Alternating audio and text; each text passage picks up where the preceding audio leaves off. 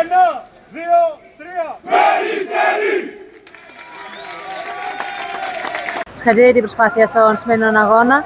Πώς είδατε από τη δικιά σας πλευρά την ομάδα σας σήμερα να ανταπεξέλθετε στον αγώνα? Ξεκινήσαμε καλά.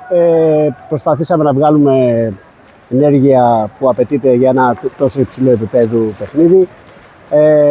Για διαφόρους λόγους που δεν θέλω να αναφερθώ αυτή τη στιγμή, δεν καταφέραμε να μείνουμε στο παιχνίδι. Θέλαμε να είναι μια γιορτή, προσπαθούμε να φέρουμε κόσμο στην πισίνα. Ο σύλλογος κάνει προσπάθειες για να μεγαλώσει.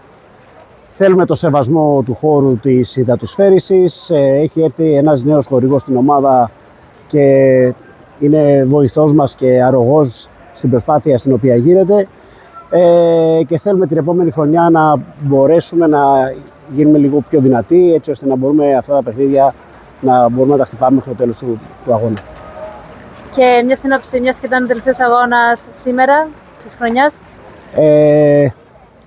Νομίζω ότι έχουμε πάει πάρα πολύ καλά σε σχέση με το πώς ξεκινήσαμε, τους στόχους που βάλαμε, πετύχαμε όλους τους στόχους μας.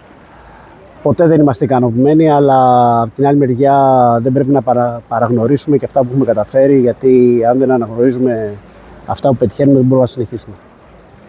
Ευχαριστώ πολύ.